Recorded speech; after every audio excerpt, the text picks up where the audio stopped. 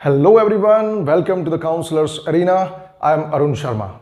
In this video we are going to talk about MBBS from abroad. विदेश से MBBS कैसे करें, क्या उसके अंदर रूल्स हैं, क्या रेगुलेशंस हैं, किन बातों का हम ख्याल रखें कि हम किन्हीं गलत हाथों में न फंस जाएं, किसी गलत यूनिवर्सिटी में हम न चले जाएं, हमारा पैसा खराब न हो जाए। बहुत सुंदर बात है कि बच्चे डॉक्टर बनना चाहते हैं और बायोलॉजी लेने के बाद बच्चे का सबसे पहला ख्वाब होता है कि वो MBBS करे, MBBS डॉक्टर बने। कभी कभी ऐसा हो जाता है कि नीट के एग्जाम में स्कोर कम रहने पर उसको भारत के गवर्नमेंट कॉलेजेस नहीं मिल पाते हैं, तो उसके पास जो दूसरा रास्ता बचता है वो क्या है? या तो वो भारत के प्राइवेट कॉलेजेस को संपर्क करे या फिर वो विदेश में जाकर करे। क्या बेहतर है?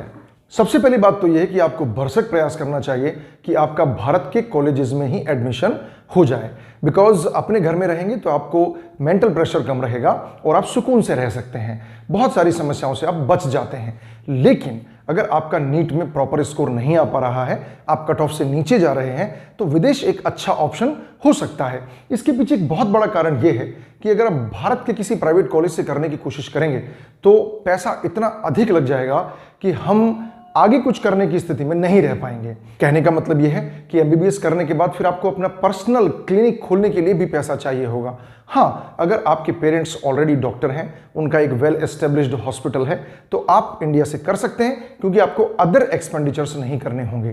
तो इस वीडियो को आप लास्ट तक देखिए, मैं आपको ऐसी ऐसी बातें बताऊंगा जिससे आप किसी भी गलत हाथों में फंस नहीं सकते, आपका पैसा बर्बाद नहीं होगा और आप बेहद सही तरीके से सही कॉलेज में एडमिशन ले पाएंगे। तो वो क्या क्या बातें होंगी? आई एम श्योर अगर आपको वीडियो पसंद आएगा तो आप जरूर लाइक करेंगे और इसको सब्सक्राइब करेंगे। शुरुआत करते हैं उन फैक्टर्स के बारे में जिन फैक्टर्स को हमें ध्यान में रखना चाहिए when we are going to take admission in any foreign university और कॉलेज। तो वो फैक्टर्स क्या हैं? इन सारे फैक्टर्स को मैं एक बार आपके सामने रख रहा हूं, फिर बीच बीच में हम इनको एक एक करके डिस्कस भी करते रहेंगे। जैसे क्या फैक्टर्स होने चाहिए? सबसे पहली बात तो आपको ये पता होना चाहिए कि यूनिवर्सिटी का ग्रेड क्या है। जिस कंट्री में, जिस देश में, जिस कॉलेज में, जिस यूनिवर्सिटी में आप एडमिशन लेने जा रहे हैं, उसका ग्रेड क्या है। उसके बाद वहां के जो फैकल्टी मेंबर्स हैं वो कितने एक्सपीरियंस्ड हैं, ठीक है। इसके बाद क्या यूनिवर्सिटी रिकॉग्नाइज्ड है या नहीं है। अब देखिए, ये एक बहुत कॉम्प्लेक्स क्वेश्चन है कि हमें कैसे पता चलेगा कि कोई कॉलेज या यूनिवर्सिटी, वो भी विदेश का, रिकॉग्नाइज्ड है कि नहीं। इसका एक सिंपल सा तरीका है, किसी भी एजेंट की बात पर आप बिल्कुल यकीन ना करें, चाहे वो कितना ही एस्टेब्लिश एजेंट हो। मैं आपको बताता हूं कि आपको कहां से सर्च करना चाहिए कि कौन सी यूनिवर्सिटी रिकॉग्नाइज्ड है और कौन सी रिकॉग्नाइज्ड नहीं है। देखिए, मेडिकल काउंसिल ऑफ इंडिया जो है उसकी वेबसाइट पर आप जाएं, जो ऑथराइज्ड है, रिकॉग्नाइज्ड है। गवर्नमेंट ने खुद एक लिस्ट लगाई हुई है जिसमें वो उन प्रेस्क्राइब्ड कॉलेजेस को या उन रिकॉग्नाइज्ड कॉलेजेस के नाम लिखती है जिनके अंदर आप एडमिशन ले सकते हैं। तो हम क्यों किसी की बात पर विश्वास करें? हमें विश्वास करना चाहिए किसकी बात पर? MCI की बात पर, मेडिकल काउंसिल ऑफ इंडिया की बात पर। ट्यूशन फीस कितनी है, वहां पर अकोमोडेशन फीस कितनी है, वहां पर जो टेस्ट इंडिया में होगा MBBS करने के बाद, उस टेस्ट की क्या कोई प्रिपरेशन कराई जाती है या नहीं कराई जाती है। लैंग्वेज, मोस्ट इंपॉर्टेंट, किस लैंग्वेज में वो लोग पढ़ाते हैं, क्योंकि ऐसा कई बार हो जाता है कि एक कंट्री अपनी नेटिव लैंग्वेज में पढ़ाती है या कोई कॉलेज अपनी नेटिव लैंग्वेज में पढ़ाता है। मान के चलिए कि आप चाइना के अंदर एडमिशन ले लेते हैं और वो पर्टिकुलर यूनिवर्सिटी या कॉलेज चाइनीज लैंग्वेज में पढ़ाता है, तो it will be a tough task for you, that is very difficult. How will you cope up with that? उस लैंग्वेज को पढ़ने में ही आपको बहुत समय लग जाएगा। हॉस्टल फीस क्या है, किस तरह के अकोमोडेशंस हैं, कितने इंडियंस वहां पर पढ़ते हैं, इन सारे फैक्टर्स को आपको अपने दिमाग में रखना है। ये ध्यान में रखना है कि हम बिल्कुल सही रास्ते पर जाएं, कोई गलती हमसे नहीं हो, क्योंकि हमारा जो भविष्य है, हमारा जो पैसा है, वो बहुत कीमती है। तो चलिए एक एक करके हम बात करते हैं। सबसे पहली बात तो ये कि ये कैसे पता चले कि किस यूनिवर्सिटी में एडमिशन लिया जाए या किस देश में जाया जाए। देखो, बहुत इंपॉर्टेंट बात, सबसे पहले तो आपको ये पता करना चाहिए कि वो यूनिवर्सिटी या कॉलेज MCI की लिस्ट में है या नहीं, मेडिकल काउंसिल ऑफ इंडिया की लिस्ट में है या नहीं। किसी के कहने पर यकीन ना करें, मेरे वीडियो को भी आप सिर्फ सुने, लेकिन रिकॉग्निशन देखने के लिए आप MCI की ऑफिशियल वेबसाइट पर जाएं, अनऑफिशियल पर ना जाएं। MCI, medical Council of India की ऑफिशियल वेबसाइट पर जाएं, मैं आपको लिंक दे दूंगा डिस्क्रिप्शन में, आप उसको क्लिक करें और उसे देखने की कोशिश करें और उस वक्त देखने की कोशिश करें जिस साल में आप एडमिशन लेने जा रहे हैं। हो सकता है ये वीडियो मैं आज बना रहा हूं, आप इसको 2 साल बाद देखें या कोई 2 साल बाद देखें, तो उस समय की प्रेजेंट लिस्ट को आपको देखना है। इसके बाद वो यूनिवर्सिटी कितनी पुरानी है, बहुत इंपॉर्टेंट। जितनी ओल्डेस्ट यूनिवर्सिटी होगी उसके ऊपर उतना ही भरोसा ज्यादा हम कर सकते हैं, क्योंकि वो वेल एस्टेब्लिश्ड होगी। एमबीबीएस का हॉस्पिटल खोलना या कॉलेज खोलना कोई आसान बात नहीं है, बहुत पैसा लगता है। तो कोई बहुत न्यू यूनिवर्सिटी पर या कॉलेज पर आप जल्दी से यकीन न करें। कौन कौन से देश हो सकते हैं जहां पर जाके आप एडमिशन ले सकते हैं? मैं उन कंट्रीज के नाम आपको बता रहा हूं जो बड़े फेमस हैं। Russia, China, Nepal, Bangladesh, Kyrgyzstan, Kazakhstan, Philippines, Ukraine. जाने को तो आप यूएसए और यूएस भी जा सकते हैं, लेकिन वहाँ के एक्सपेंडिचर्स थोड़े बहुत ज़्यादा हैं, रूल्स रेगुलेशंस बहुत ज़्यादा स्ट्रिक्ट हैं। लेकिन ये लगभग वो देश हैं जहाँ पर आप फॉलो कर सकते हैं एमबीबीएस को। रही बात कौन सी यूनिवर्सिटीज़, मैं इस बात को फिर से आपसे कहूँगा कि आप किसी की बात पर यकीन ना करें। एमसीआई की लिस्ट को देखें, मेडिकल काउंसिल ऑफ इंडिया की लिस्ट को देखिए आप। They are recognised universities in their country as well as in our country. तो ये ध्यान रखने की बात है। पैसे की बात करते हैं, कितना खर्चा होगा, इस बात का कोई फिक्स क्राइटेरिया तो है नहीं, क्योंकि अलग अलग कंट्रीज के अपने अलग अलग नॉर्म्स हैं, अलग अलग यूनिवर्सिटीज के अपने अलग अलग नॉर्म्स हैं। तो फिर कितना है ये तो आप पक्का मान लीजिए भारत से बहुत कम है। From India if you want to go for any private university और college, it will cost around 80 lakhs और more than that. That is very very big amount. What to do then? In foreign countries अगर मैं एक average की बात करूं तो 20 लाख से लेकर 35 लाख तक वेरी करता है, college to college, university to university, country to country. But इतने में लगभग हो जाती है ऑलमोस्ट। पैसे को मिला दिया जाए तो सारे अकोमोडेशंस को, हॉस्टल फीस को, उनका जो कॉलेज का फीस है उसको मिलाकर। लेकिन यह बात निश्चित है कि फॉरेन कंट्रीज के जो कॉलेजेस हैं उनके इंफ्रास्ट्रक्चर्स अच्छे हैं, फैसिलिटीज अच्छी हैं, डिसिप्लिन अच्छा है, क्योंकि वहां पर इट्स लाइक ए बिजनेस। बहुत सारे देशों के लोग वहां पर आके करते हैं क्योंकि कॉस्ट बहुत लो है, बहुत लो कॉस्ट है। करने में कोई बुराई नहीं है, लेकिन यह ध्यान में रखना है कि आप गलत हाथों में ना जाएं।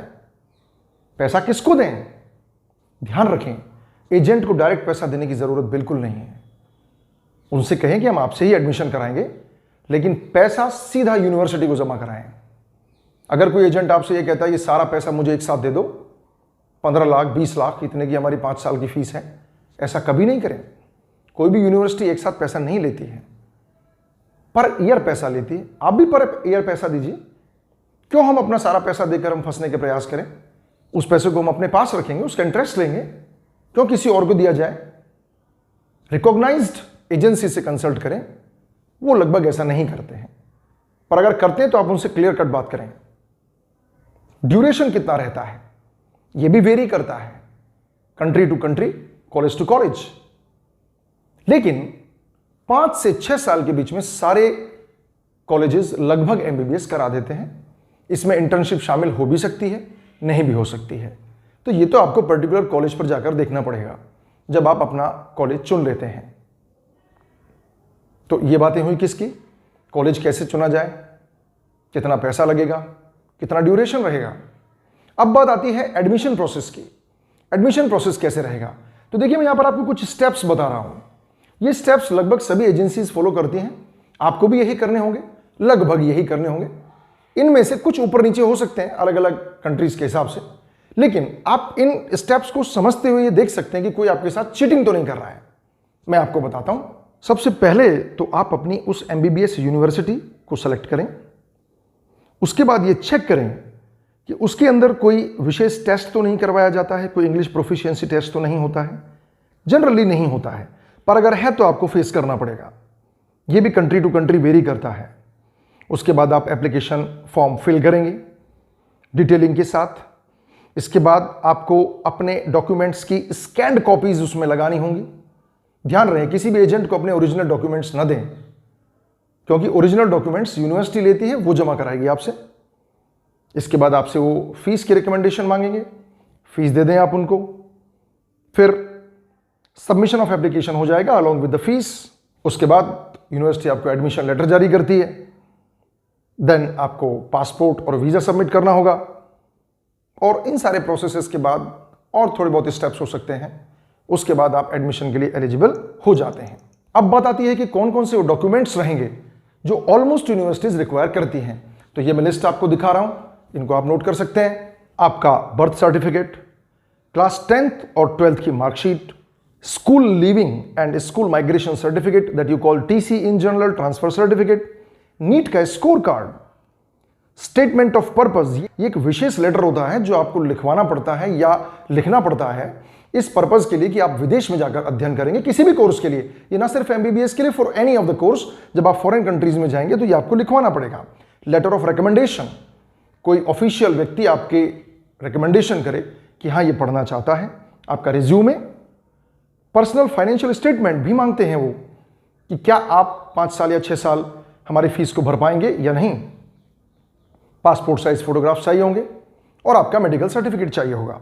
यहां पर एक बहुत इंपॉर्टेंट चीज मैं आपको बता देता हूं, यह कभी मत सोचना कि आप बिना नीट का एग्जाम दिए हुए कहीं भी एडमिशन ले लेंगे। ये बहुत अच्छी बात है कि नीट का एक qualifying level all over the world expect किया जाता है। आपका एक पर्टिकुलर स्कोर तो होना ही चाहिए, हालांकि डरने की कोई जरूरत नहीं, वो बहुत लो स्कोर पर यह काम हो जाता है, लेकिन आपको नीट क्वालिफाई तो करना ही पड़ेगा। यहां के एग्जाम के बेस पर ही वो ये मान के चलते हैं कि ये व्यक्ति एलिजिबल तो है, क्योंकि जितने भी नीट के एलिजिबल क्राइटेरिया हैं वही सब लगभग हर कंट्रीज के अंदर भी हैं, वर्ल्ड लेवल पर वो काम करते हैं। ये आपको ध्यान में रखना है। इसके बाद बहुत इंपॉर्टेंट इशू आता है कि एमबीबीएस विदेश से करने के आने के बाद भारत में हमें क्या करना होगा। देखिए, इसके लिए टेस्ट आपको देना होगा। अब उसको कई नामों से हम जानते हैं, एफएमजी के नाम से जानते हैं, एमसीआई के नाम से जानते हैं, लेकिन अगले सालों में जो प्रपोज्ड टेस्ट रहेगा वो रहेगा next test, national exit test. MCI test क्या है? Medical Council of India test. जो बाहर से जो लोग आते हैं एमबीबीएस करके, उन्हें इस देश में स्वीकृति प्रैक्टिस करने की तभी मिलती है जब वो एमसीआई का टेस्ट क्लियर कर लेते हैं। लेकिन अब फॉर्मेशन प्रपोज्ड है कि वो बदल जाएगा और नेक्स्ट के नाम से वो टेस्ट आपका होगा। नेक्स्ट मतलब क्या हुआ? National exit test. ऐसा प्रपोज्ड है कि ये 2 लेवल में होगा, next 1 and next 2। Next 1 internship से पहले आपको देना होगा, इसको पास करने के बाद ही आप इंटर्नशिप कर सकते हैं। साथ ही इसमें जो आप स्कोर करेंगे वो आपके पीजी एडमिशन के लिए भी काम करेगा। इसके बाद नेक्स्ट 2 होगा, and if you clear that you will be eligible to practise in India anywhere, but clear करना पड़ेगा। और ये बहुत अच्छी बात है कि न सिर्फ बाहर से एमबीबीएस करने वालों के लिए, जो इंडिया में प्राइवेट कॉलेजेस से कर रहे हैं वो टेस्ट उनको भी क्लियर करना होगा। इसका मतलब ये बन जाता है कि बाहर से एमबीबीएस की जाए या भारत से की जाए, नेक्स्ट टेस्ट पास होने के बाद दोनों इक्विवेलेंट रैंक पर आ जाते हैं। अब्रॉड से एमबीबीएस करने के काफ़ी सारे फायदे भी हैं, लो कॉस्ट है, एक्सपोजर बहुत अच्छा है। ध्यान रखिएगा, जीवन बड़ा महत्वपूर्ण है, पढ़ाई बड़ी महत्वपूर्ण है, किसी धोखे में ना आए। जिससे संपर्क कर रहे हैं वो ऑथराइज्ड व्यक्ति होना चाहिए, ऑथराइज्ड एजेंसी होनी चाहिए, और इतनी सारी बातें मैंने आपको बता दी है, आप खुद सर्च करें, धोखे में ना रहें। I hope I have made number of things clear. आपको बहुत सारी जानकारी मैंने ऐसी दी है जिसके बलबूते पर आप बारीक से बारीक नजर रख सकते हैं हर एक पहलू पर, और एक सही कॉलेज, सही देश का चुनाव कर सकते हैं अपने पढ़ने के लिए। Thanks for watching, thank you very much.